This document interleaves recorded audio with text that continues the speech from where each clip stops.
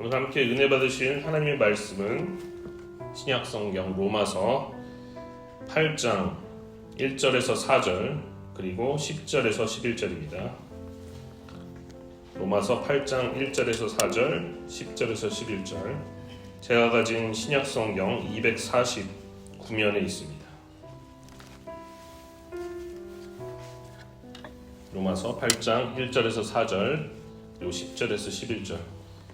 1절에서 4절 저와 여러분이 한 절씩 교독하시고 10절, 11절은 저희가 합독하도록 하겠습니다. 로마서 8장 1절에서 4절 교독하신 후에 10절, 11절 합독하도록 하겠습니다.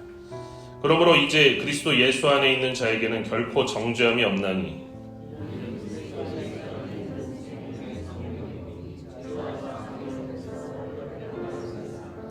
율법이 육신으로 말미암아 연약하여 할 수 없는 그것을 하나님은 하시나니 곧 죄로 말미암아 자기 아들을 죄 있는 육신의 모양으로 보내어 육신의 죄를 정하사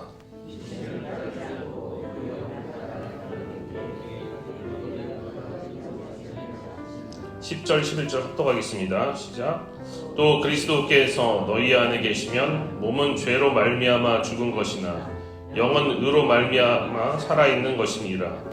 예수를 죽은 자 가운데서 살리신 이의 영이 너희 안에 거하시면 그리스도 예수를 죽은 자 가운데서 살리신 이가 너희 안에 거하시는 그의 영으로 말미암아 너희 죽을 몸도 살리시리라. 아멘. 할렐루야. 수요 새벽 2부 예배 나오신 성도 여러분, 오늘도 변함없이 주님의 이름으로 환영하고 축복합니다. 저는 오늘 로마서 8장의 본문을 가지고 생명을 주는 성령의 법, 생명을 주는 성령의 법이라는 제목으로 말씀을 전하도록 하겠습니다. 오늘 본문에는 두 가지 법이 나오죠. 바로 생명의 성령의 법과 이와 대조되고 있는 죄와 사망의 법이 나오고 있습니다. 오늘 말씀을 통해서 왜 성령이 이 죄와 사망의 법에 대비되는 생명의 법인지를 한번 살펴보고자 합니다. 저는 대학교 학부에서 법을 전공했는데요. 여러분들 법하면 어떤 생각이 드십니까? 법이 여러분들에게 친근하십니까? 아마도 대부분의 사람들에게 법은 그다지 친근하지 않을 것입니다. 제가 틀릴 수도 있겠지만 친근하지 않을 것입니다. 법하면요, 나랑 상관없이 경찰서나 검찰이나 이런 게 먼저 떠올라서 왠지 두렵거나 무섭기도 하고 꺼려지기도 하고 그런다는 것이죠. 그렇지 않다면은 법을 잘 몰라서 괜히 손해를 보는 경우도 있고, 이 교과서에 나오는 표현을 그대로 인용해 온다면 법은 이 공공질서와 동리를 위해서 반드시 필요한 것이지만 왠지 가까이 하기에는 좀 너무 먼 당신처럼 괴리감이 든다는 것입니다. 최근에요, 이 대학 때 은사님의 말씀이 떠올랐어요. 그래서 예전에도 한번 말씀드린 적이 있는데, 행정법을 가르쳐 주시는 그런 교수님이었는데 그분이 그랬거든요. 저희한테 어디 가서 좀 따지지 좀 마라. 사람 까다롭다 그래. 어디 가서 따지지 좀 말아라. 그게 법학도인 우리 학생들에게 교수님께서 농반 진반으로 하신 말씀이었습니다. 법 공부한 사람들이 얼마나 많이 그랬으면은 교수님께서 그런 말씀을 하셨을까요? 그래서 은퇴하시고서 잘 지내시나 오랜만에 인터넷을 찾아봤더니 글쎄 지난 2020년에 돌아가셨더라고요. 돌아가셨어요. 혹시나 해서 다른 교수님들도 소식을 살펴봤더니 제 은사님들 중에서 벌써 4분이나 돌아가셨더라고요. 88세에 돌아가신 분도 계셨지만 다른 분들은 다 80세를 못 넘기고 돌아가셨습니다. 시간이 많이 지나갔구나 이런 생각이 들었어요. 인생이 짧구나 하는 생각이 들기도 했고, 열심히 살아야겠다라는 생각이 들기도 했습니다.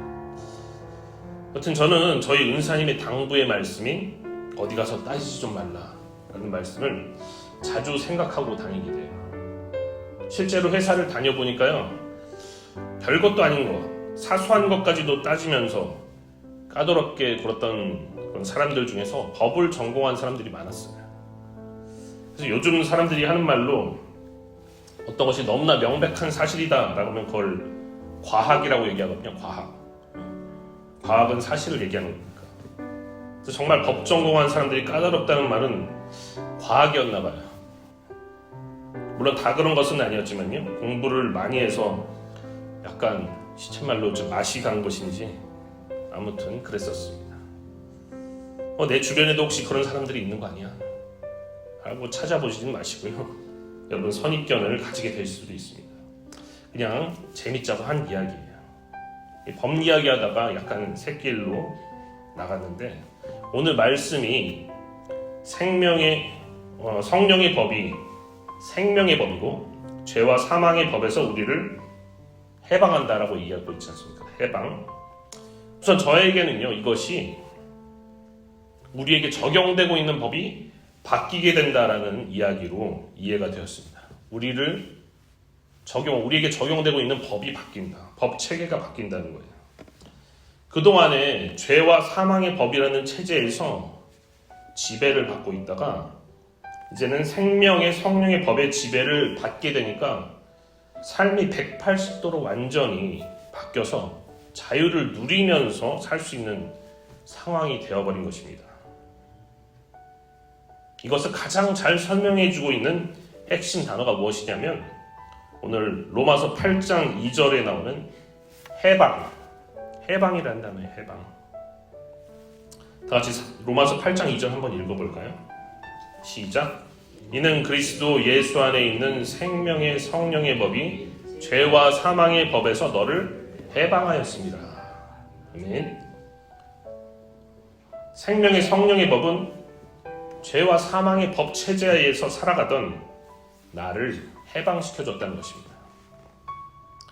이 해방이라는 개념은요, 우리가 잘 알고 있는 출애굽 사건에서 그 모티브를 가져온 거예요. 출애굽 사건 다 잘 아시죠, 여러분? 이스라엘 백성들이 430년 동안 애굽에서 무슨 생활을 했습니까, 여러분? 종살이를 했죠. 종살이. 바로 노예 생활을 했습니다. 여러분, 노예에게 자유가 있나요? 자유가 없어요. 실제로 많은 이스라엘 사람들이 애굽에서 과도한 노역에 시달렸고 또 죽기까지 했습니다.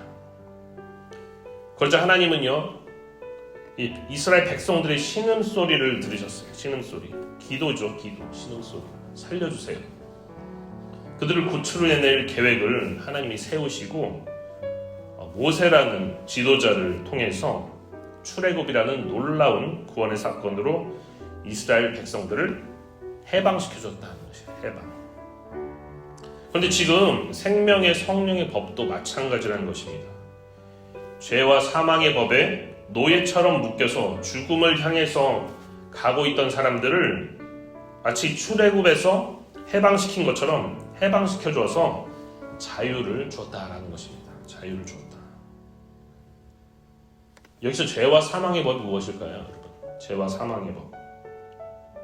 이것은 토라라고 부르는 모세의 율법 또는 이 모세 율법의 결과를 이야기하는 것입니다.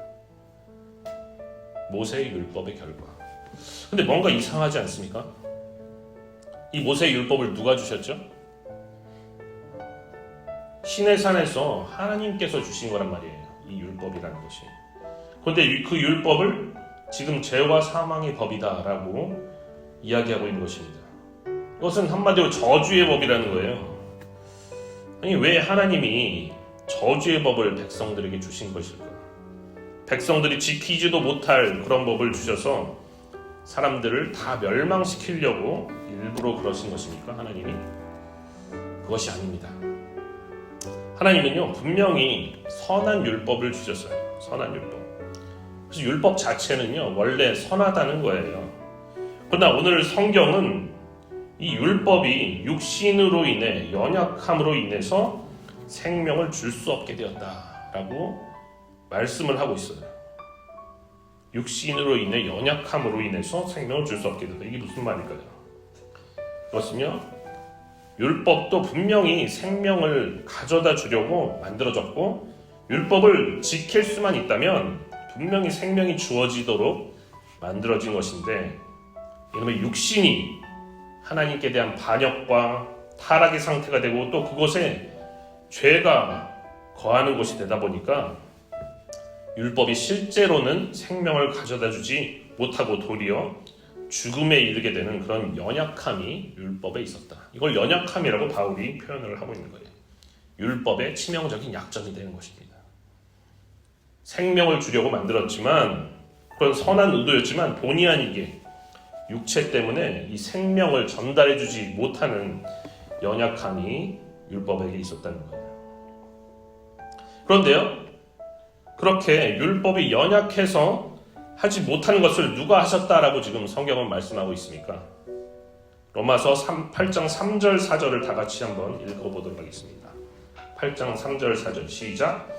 율법이 육신으로 말미암아 연약하여 할 수 없는 그것을 하나님은 하시나니 곧 죄로 말미암아 자기 아들을 죄 있는 육신의 모양으로 보내어 육신의 죄를 정하사 육신을 따르지 않고 그 영을 따라 행하는 우리에게 율법의 요구가 이루어지게 하려 하심이니라. 아멘.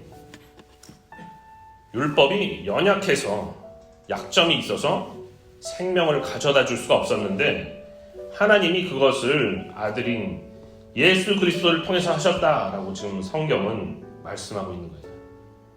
어떻게 해요? 자기 아들을 죄 있는 육신의 모양으로 보내서 육신의 죄를 정하사 성령을 따라서 행하는 우리에게 율법이 요구하는 것들을 모두 이룰 수 있게 만들었다는 것입니다. 아까도 얘기했잖아요. 율법을 다 지킬 수 있으면 생명을 얻을 수 있다고요. 그걸 할 수 있게 만들었다는 거예요.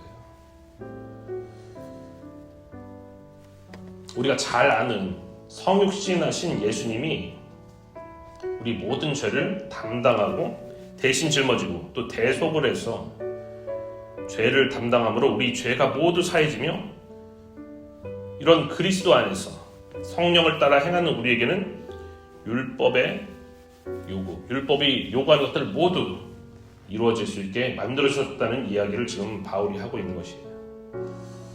그런데 저는요, 사실 여기서 죄를 대신 갚아주신다는 그런 대속이라는 의미를 정확하게 이해할 수가 없었어요.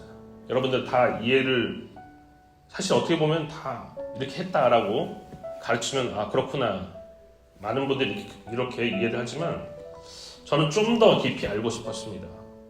정확하게 이 죄를 갚아주신다는 것이 무엇일까?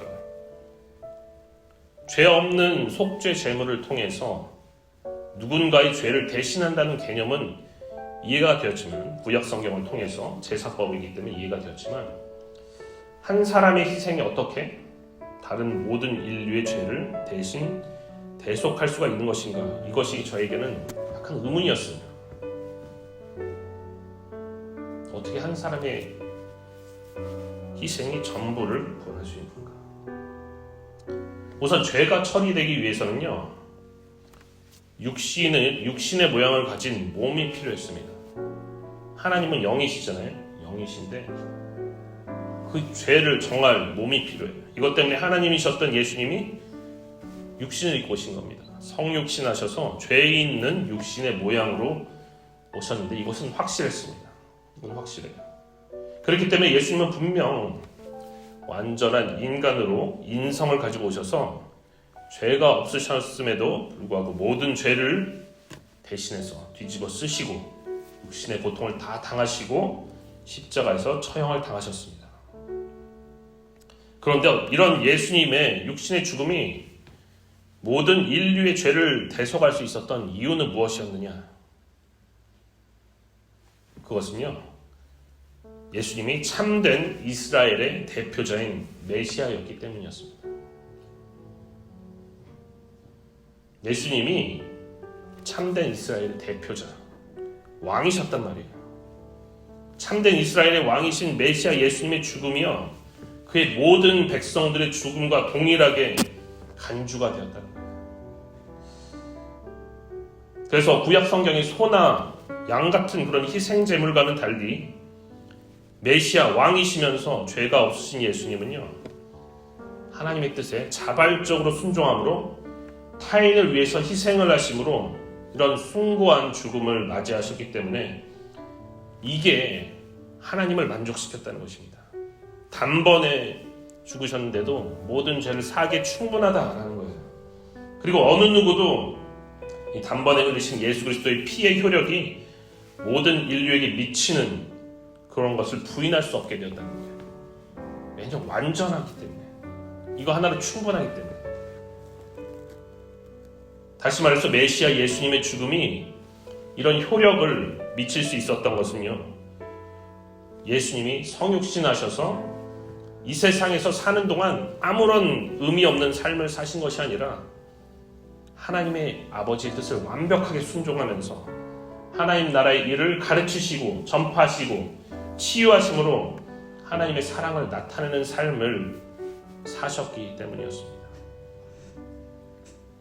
메시아가 그런 완전한 삶을 사시고서 타인을 위해서 자발적으로 죽으셨기 때문에 이 죽음이요, 영어로는 노블 데스, 숭고한 죽음이 되었고 하나님과 모두를 만족시킬 수 있었다는 것입니다. 예수님의 죽음은요, 예수님이 사셨던 진실된 삶과 결합될 때 마침내 이해가 될 수 있다는 거예요. 단순히 죽음이 아니라 삶과 죽음이 결합된 완전한 죽음이었다는 것입니다. 갈라디아서 3장 22절은요, 다음과 같이 이야기하고 있습니다. 그러나 성경이 모든 것을 죄 아래에 가두었으니 이는 예수 그리스도를 믿음으로 말미암는 약속을 믿는 자들에게 주려 함이라. 여기서 성경이라고 표현된 말씀은 기록된 율법입니다. 기록된 율법인데 이것은 모든 것을 죄 아래에 가둔 후에 예수 그리스도가 하나님의 뜻에 순종해서 단번에 그 모아진 죄를 대속하는 것을 가능하게 했다라고 이야기하고 있는 거예요. 그리고 예수님의 순종을 통해서 발효가 된 약속이요, 모든 믿는 자들에게 구원, 즉 영원한 생명을 줄 수 있게 하였습니다. 그리고 더욱더 중요한 사실이 있어요. 예수님의 죽음은요, 단지 희생양이 되어서 우리 죽음을 대신하고 끝나버린 것이 아니에요. 우리 죄만 대속해주고 끝나버린 것이 아니라는 것이었습니다. 성령님은 예수님을 죽은 자 가운데서 살리사 영원한 생명을 얻게 하는 부활의 첫 열매가 되도록 하셨습니다. 성령님이 예수님을 죽은 자 가운데서 살려서 부활의 첫 열매가 되게 했어요. 그러므로요, 우리가 그리스도 예수 안에 있다는 것은 영생을 가져다 주는 성령님이 우리 안에 거하신다라는 의미가 되는 거예요. 영생을 가져다 주는 성령님이 우리 안에 계신다. 그래서 우리도 부활의 첫 열매가 되신 예수 그리스도를 따라서 영원한 생명을 얻는 부활을 얻게 된다는 의미가 되는 것입니다. 로마서 8장 11절 우리가 다 같이 한번 읽어보겠습니다. 시작. 예수를 죽은 자 가운데서 살리신 이의 영이 너희 안에 거하시면 그리스도 예수를 죽은 자 가운데서 살리신 이가 너희 안에 거하시는 그의 영으로 말미암아 너희 죽을 몸도 살리시리라. 아멘. 예수를 죽은 자 가운데서 살리신 이의 영, 그게 성령이에요. 성령님이 너희 안에 거하시면 그리스도 예수를 죽은 자 가운데서 살리신 이가 너희 안에 거하시는 그의 영으로 말미암아 너희 죽을 몸도 살리시리라. 이 그리스도 예수 안에 있는 생명의 성령의 법은요, 이렇게 율법이 줄 수 없었던 생명을 우리에게 가져다 주었어요. 그러므로 성령님이 우리에게 얼마나 중요한 것입니까, 여러분? 정말 중요하잖아요. 예수님은요, 이렇게 생명을 주시는 성령님을 우리에게 보내주시기 위해서 돌아가신 것입니다. 할렐루야. 성령을 보내주시기 위해서 돌아가신 거예요. 요한복음 16장 7절에서 예수님이 떠나야 된다는 말을 듣고 근심하고 있던 제자들에게 다음과 같이 말씀하셨습니다. 그러나 내가 너희에게 실상을 말하노니 내가 떠나가는 것이 너희에게 유익이라. 내가 떠나가지 아니하면 보혜사가 너희에게로 오시지 아니할 것이요 가면 내가 그를 너희에게로 보내리니. 제자들아, 내가 떠나가는 것이 너에게 유익이다. 왜냐하면 내가 떠나가야지 또 다른 보혜사이신 성령님이 너에게 올 수 있기 때문이다. 이렇게 얘기하는 것입니다. 예수님께서 이 말씀을 하실 때만 해도요, 제자들은 도대체 예수님 무슨 말씀을 하시나 알 길이 없었습니다. 알 길이 없었어요. 지금 잘 나가고 있는데 그냥 계시지 왜 가시려고 그러나, 그런 생각만 하고 있었죠. 그런데 예수님이 십자가의 모진 고통을 다 겪으시고 나중에 부활하신 후에 승천하시면서 마가의 다락방에서 약속하신 성령의 강림을 체험하고 난 다음에야 예수님께서 그래서 그때 이 말씀을 하셨구나. 이게 우리 모두에게 성령님을 보내주시기 위한 말씀이었구나 깨달을 수 있었다는 것입니다. 왜 예수님께서 그토록 성령님을 우리에게 보내주고 싶어 하셨는지, 그리고 그것이 영생을 주시려는 하나님의 놀라운 신비였다는 것을 성령을 체험하고 나서야 이해할 수 있게 되었다는 거예요. 사랑하는 성도 여러분, 예수님은요, 성령을 선물이라고 표현하셨습니다. 선물이라고 표현하셨어요. 그래서 사마리아 수가성의 여인에게도요, 영원토록 솟아나는 샘물, 영생수를 줄 수 있다라고 말씀하셨는데, 그것이 바로 성령이었던 거예요. 성령. 사도행전의 오순절 성령 강림 사건 이후를 살아가는 우리에게는요, 그리고 그리스도 예수 안에서 성령을 선물로 받은 우리에게는 이제 죄와 사망의 법이 아니라 생명의 성령의 법이 우리를 다스리며 영원한 생명을 얻는 부활로 우리가 인도받을 줄 믿습니다. 십자가에서 죽었던 예수님을 사흘 만에 다시 살리신 성령님은 이 땅에서 혹시나 우리의 육체가 죽을지라도 예수님과 동일하게 우리를 생명의 부활로 이끄실 거예요. 성령님의 강림은요, 그리스도 예수 안에 있는 우리에게 우리 미래의 부활이 확실하다라는 것을 미리 알게 해주는 보증이자 확인을 해주는 인침이 되는 것입니다. 할렐루야. 모든 육체에게 내 영을 부어주시겠다는 그 요엘서의 말씀이 성취된 사도행전의 오순절 이후 성령님은 이제 어디 계시는 것일까요? 네, 맞습니다. 우리 안에 계시죠. 우리 안에. 특별히 우리의 마음 안에 내주하심을 여러분 믿으시기 바랍니다. 성령이 우리 마음 안에 와 계시는 거예요. 그런데 여러분, 성령님은 인격적인 분이시거든요. 그래서 우리 마음에 와 계시지만 로봇처럼 마음대로 조종하시지는 않을 거예요. 그렇기 때문에 우리는 성령을 받은 이후에도 여전히 죄를 짓기도 하는 것입니다. 우리를 마음대로 하지 않으시기 때문에. 그런데 인격적인 성령님은 우리 마음의 의지적인 선택을 존중하세요. 우리가 자유의지로 선택하는 걸 존중하신다는 것입니다. 하지만 한편으로는 계속해서 우리를 두드리실 거예요. 그래서 우리가 죄를 짓더라도 회개할 수 있도록, 그리고 마음을 돌이켜서 하나님이 원하시는 의의 길로 나가는 선택을 할 수 있도록 계속해서 우리를 두드리시며 또는 우리를 인도하실 것입니다. 사랑하는 성도 여러분, 그러므로 생명을 주는 성령의 법을 따라가기를 기꺼이 선택하면서 인격적인 성령님께 반응하여서 이 땅에서 우리에게 주어진 사명을 능히 감당하며 하나님께 칭찬받는 저와 여러분이 되시기를 주님의 이름으로 축원합니다. 기도하겠습니다.